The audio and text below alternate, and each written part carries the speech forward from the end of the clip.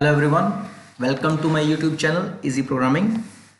I'm Naveen Mishra and I'll teach how to write programs in C and C++ language.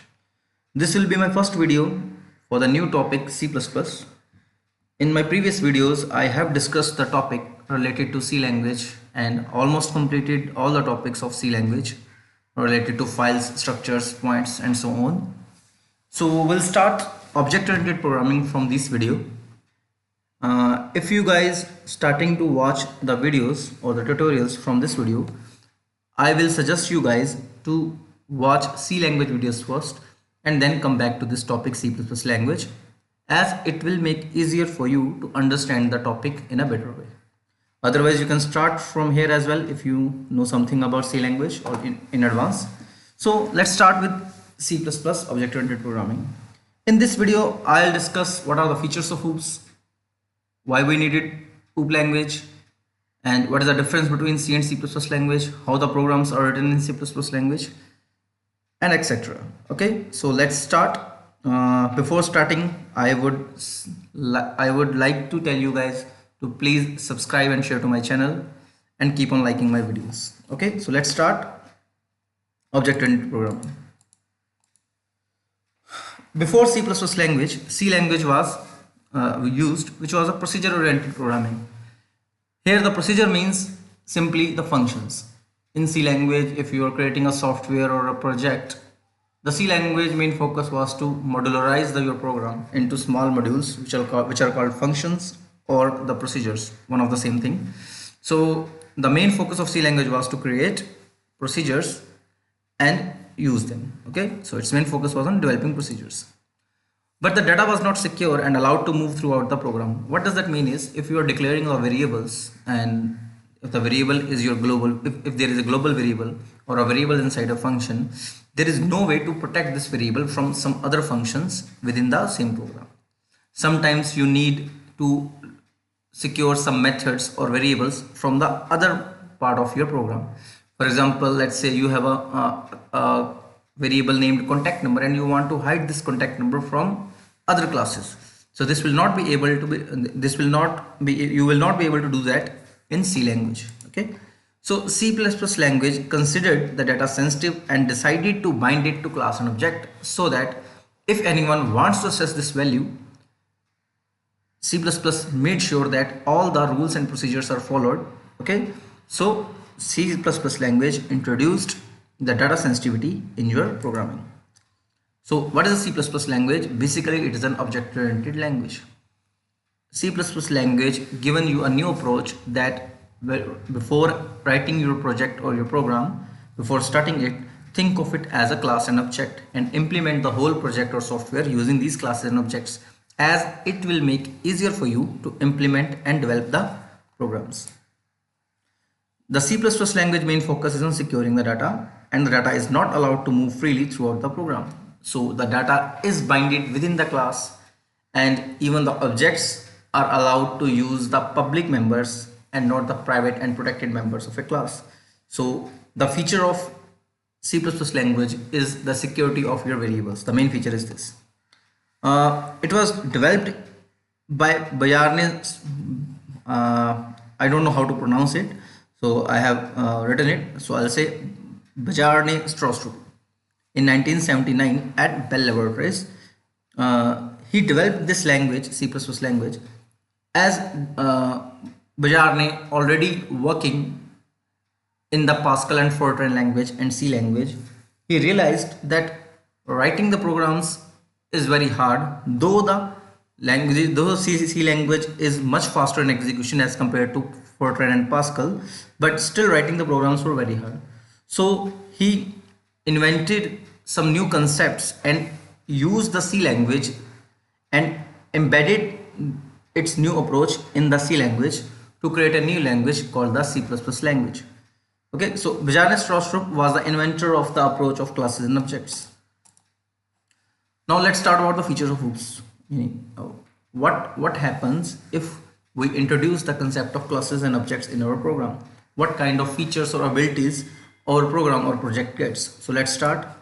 C++ language, first of all, make sure that it is an intermediate level language. Now what do you mean by intermediate is, One is low level language, one is high level language. Low level languages are closer to CPU or computer processing, for example, binary language and assembly language, whereas high level languages are closer to human understanding like Java, PHP, or any other language, Python. C++ language is a mixture of both. That's why it is called intermediate level language. There are many features of C++ language. Many of them are, let's start with data abstraction. Now, data abstraction simply means fetching the meaningful information and leaving everything else. So it simply means fetching the meaningful information from the class and leave everything else. It displays only the necessary features of class. Okay, so this is the data abstraction. Now let's talk about the data encapsulation, the second topic. Encapsulation is just like wrapping up your data into a particular block. Okay, so it is a grouping of data members and member functions all together within a single unit, which is a class. So a class is just like a container in which your variables and methods are defined. Okay, now to understand it better, let me give you an example. For let's say you ask someone that can you drive the car, and the person says yes. You don't tell how to drive the car, or you don't explain the procedure to drive the car. You just say that I know how to drive the car. So the basic meaning is here, the main motive was to know that whether the person can drive the car or not, and yes, he can. How, it doesn't matter. So data encapsulation makes you does that for you.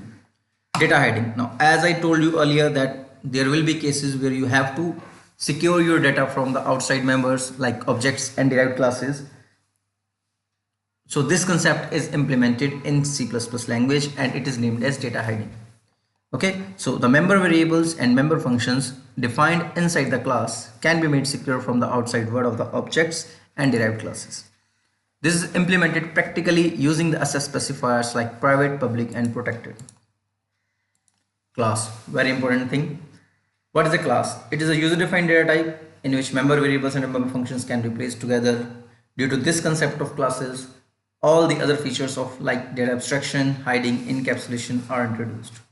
Basically, the concept of classes have given you all the features of object-oriented programming like inheritance, polymorphism, operator overloading, virtual functions, and so on. So many features were introduced by the class. Okay, what are object? You cannot work with classes straight away. There is a requirement of the representation of class, which is done by the object. Simply saying, object allocates memory to the class and objects make sure that the classes are in existence in the real world or in the programming world. Okay, so it is a representation of real world items. The class is of no use until its object is created. So you have to create the objects, and objects allocate memory to your class members. Now the objects can only access the public members of a class. The class can hide some details from its subject by defining it private or protected. Okay, so objects were introduced along with classes. So a classes and objects work with each other in a regular fashion, that is they go side by side. Okay, inheritance. It is a concept of reusability. Let's say you have created a class in which you have already defined some variables and methods, and you are writing another class and you needed those variables and functions. Okay, so instead of writing them again, you can call them from the above class using the concept of inheritance. Okay, the class whose features are inherited is called the base class, superclass, or parent class, and the class who inherits these features is called the derived, sub, or child class. Okay, so the concept of inheritance is also there. Using this concept of inheritance, your code was reduced to very small part. For example, if you are writing a code and this code is of 1000 lines, using the concept of oops and inheritance, this code can be reduced to 800, 600, or 500 lines. Okay, so using some previous code, you can reduce your code strength. Okay, polymorphism. Now this is also very important feature of polymorphism. Poly means many and morph means many forms of the one thing. Okay, so it is the ability to take more than one form. In C++, creating multiple functions with the same name, using the same operator to perform different tasks is the part of the polymorphism. Now, when you create more than one function or more than one operator, how the compiler decides that which block is to execute and which block is not to execute. This information can be given to the compiler, to the C++ compiler at the compile time or at the runtime. So they are compile time polymorphism and runtime polymorphism. Message passing. Once you create an object, once you create a class, you can create multiple objects of that class, and these objects can communicate with each other. Normally, the meaning of communication is passing the data or calling the methods. So message passing is also possible using classes and objects. Dynamic binding. The member variables and member functions defined inside the class can be made secure from the outside world of objects and derived classes. Dynamic binding simply says bind the data to the class and object dynamically at runtime when required and not at the compile time. Okay. To implement data hiding, just a second, I think I have mistyped here. These concepts belong to object. Okay. So dynamic binding simply means binding, that is connecting the call of the functions with the function definition at the runtime, which is called dynamic binding. Which function to execute is decided at the time of execution and not at the time of compile time. Okay, so don't go with this definition. Okay, what I have told you, just listen to it. Okay, now what is the difference between C and C++ language? C language is your POP, procedure oriented programming, whereas C++ is your object oriented programming. Okay, so let's share the differences between C language and C++ language. First difference, as I have already told you, C language is a procedure oriented language, whereas C++ is your object oriented language. And again, in C language there is no way to secure your data, whereas in C++ language you can secure your data using the access specifiers like private, public and protected. In C language, top-down approach is followed, whereas in C++ language, bottom-up approach is followed. Now, the approach simply means here is how would you solve your problem. In C language, the larger blocks are executed or implemented first and followed by the smaller blocks, whereas in C++ language, the smaller blocks are executed first or completed first, and then they are connected to make a bigger groups. Okay, so top-down and bottom-up approaches. Here data can move freely from one function to other function. As I told you, C language doesn't consider data as an important part, so data can be moved, whereas C++ language considered the data as sensitive and it cannot be moved freely, but objects can move freely. Okay, expansion of program is difficult. Let's say you have written some code and after some time you want to extend this code, you will find it very hard in C language, whereas it is very easy in C++ language because of the concept of inheritance. You cannot overload the operators or functions in C language. Overloading is allowed in C++ language. When you divide your program into multiple parts, this is called function, whereas in C++ language you can do it using objects. The main focus of C language is in creating the algorithms. So algorithms were created, whereas the main focus of C++ language is on data. C language example is used in C, Pascal and Fortran, whereas OOPS concepts are followed in these languages like C++, Java, Visual Basics.NET and C#.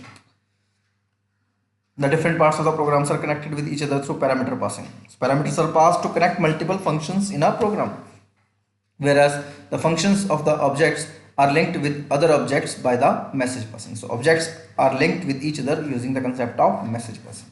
So these are the differences between C and C++ language. Okay, now let's study the program of C++ language. In this video I have told you about features, then I have told you about a difference between C and C++ language, and now we'll talk about the first program of C++ language. So let's see. I have written this program in C++ language. I will write it again for you guys.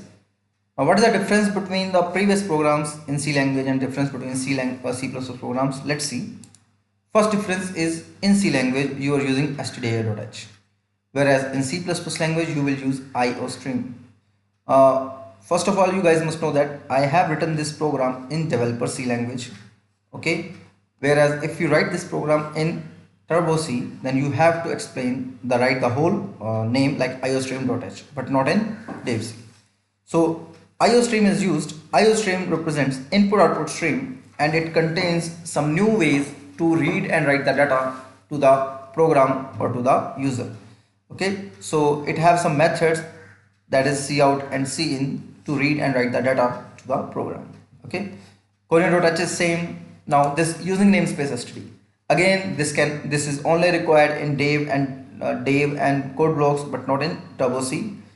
What this states is, if I skip this line, whenever I use this cout and cin, I have to mention std, then four dots which represent scope resolution.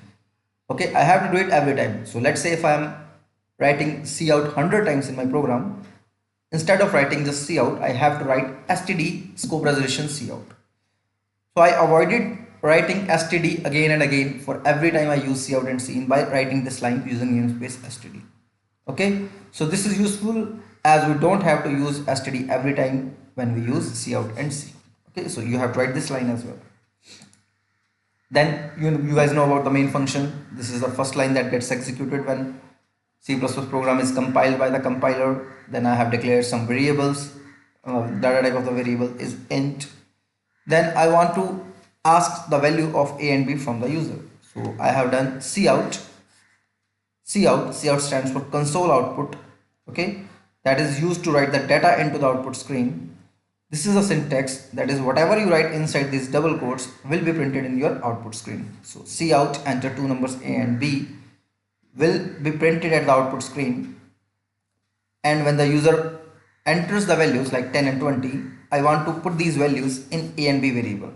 To do this, I will use cin method. Now cin stands for console input, that is used to read data from the output screen to a variable. So how you do that is cin, then these operators, and then variable name. Generally, some books say that this cout operator, this two less than signs, are left insertion, right extraction operator, left insertion operators. Sorry, so these are left extraction operators, and these are right insertion operators according to some books. But this is just theoretically. Just remember that for cout you have to you have to write two less than operators, and for cin you have to write two greater than operators. Okay, so I have read the value here, then I have implemented my logic like added the values, then I have used cout to print this value. Now the first benefit you get in writing a program in C++ language as compared to C language is that you don't have to write %d, %c, that is conversion specifier, whenever you have to use the printf and scanf. If you ask me that percentage and percentage are the very difficult part or very hard to remember and to memorize and place them properly, cout and cin are a lot easier as compared to C language. So we guys prefer to write the program in C++ language. Even if you guys are studying C language, then I would suggest you guys to start with cout and cin to make it easier. Okay, so this is how the programs are written in C++ language. I will write this program for you guys in the dev C. Okay, so first of all I'll write the comment and I'll say program to add two numbers in C++ language. Okay, so let's write the program. First of all I'll write hash include iostream, then hash include conio.h, then I'll say using namespace std main. First of all I'll write the program properly, and then I'll make some mistakes and will tell you that why we should not do this. Okay, I am writing my program first. I'm reading the value from the user like cout, enter two numbers a and b,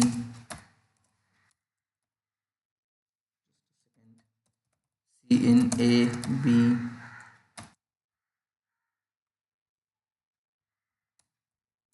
implemented the formula, and I'll say cout /n for the new line.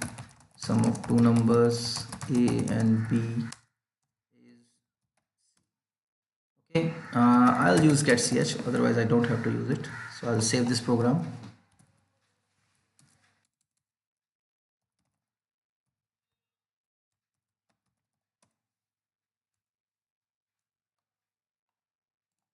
Okay, so let's compile on my program first.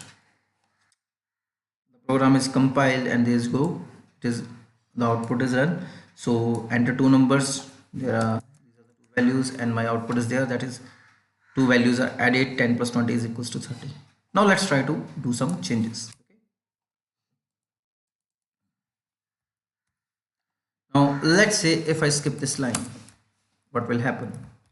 Let's compile the program, and there you go. It says cout was not declared in the scope, and here it is suggesting that you should write std scope resolution. Now what I have to do is std scope resolution here, and std scope resolution here. And let's compile it on this file. There's no difference, the program is running perfectly, but I have to use std again and again. I don't want to do that, so I'll say using namespace std only once, so that I don't have to do it again and again. Okay, so I hope you guys have understood why we write this line. Okay, so there you go.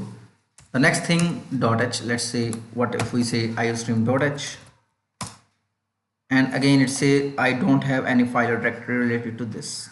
So .h is not supported in DLC. You have to do this. Okay. I don't need conio.h, but if I'm using getch, then I have to use conio. I'll not use getch as well.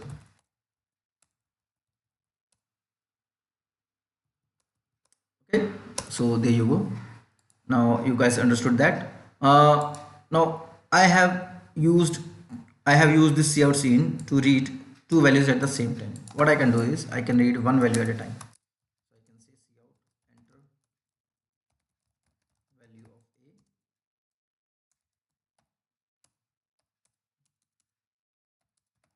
then cin a, then again cout enter value of b, cin b. I can do that as well. That is one value at a time. But again, for multiple variables, I am writing too much. What if I have to read 4 or 5 variables? So I have combined these approaches into one. What I have done is I have removed this multiple scene typing and simple message A and B. Okay, so this thing, this is the first program that is in C++ language. I'll continue the video tutorials of C++ language until these videos are completed. That's it from this video. This is our first lecture in C++ language. I hope you guys like this video. Please subscribe and share to my channel. See you in the next video. Cheers.